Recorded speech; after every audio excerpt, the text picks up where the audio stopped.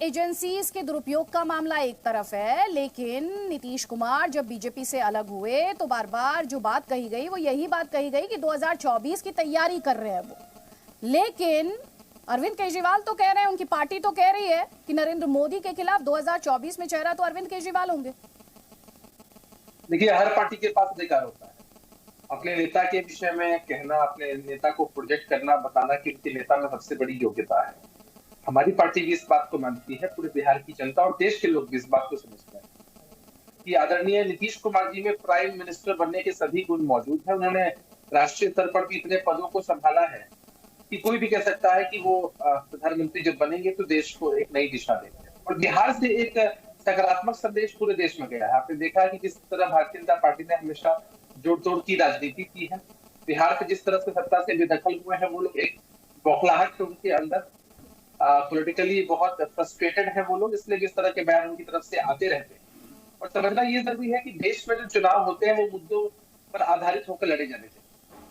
देश के सामने महंगाई का मुद्दा है, देश के सामने बेरोजगारी का मुद्दा है, जो कर्जा देश पर है वो है, देश के युवाओं को कैसे आगे मुद्दों की बात अलग है। अभी तो मैं चेहरे की बात कर रही हूँ सर आपसे, नहीं मैं आपसे चेहरे की बात कर रही हूँ। और इस वक्त जो डिबेट है वो भ्रष्टाचार के मुद्दे पर है।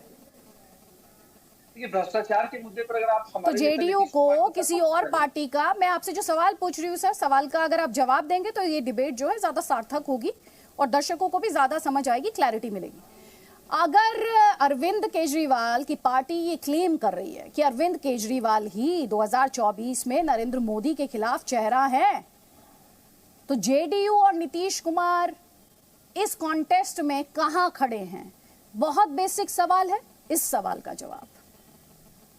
हमारे नेता नीतीश कुमार जी ने साफ साफ कहा है कि उनकी ऐसी कोई महत्वाकांक्षा नहीं है कि वो प्रधानमंत्री पद के उम्मीदवार।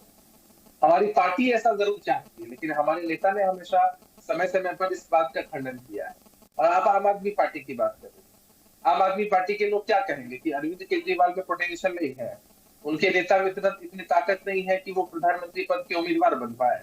मैंने शुरू में ही आपसे कहा कि हर पार्टी चाहती है, टीएमसी चाहती होगी, समाजवादी पार्टी चाहती होगी, शिवसेना चाहती होगी, एनसीपी चाहती होगी कि उनके जो शीर्ष नेता है वही प्रधानमंत्री पद के उम्मीदवार बने। इंपॉर्टेंट चीज अदिति जी ये है कि पूरे देश में विपक्ष को लामबंद होना होगा, एकजुट होना होगा, देश के मुद्दों पर चुनाव लड़ना होगा। और यह जो शासन अभी देश में है एनडीए के रूप में, जिसमें भारतीय जनता पार्टी सबसे बड़ा घटक है, इसको कैसे सत्ता से बेदखल करना है इस विषय में सोचना होगा।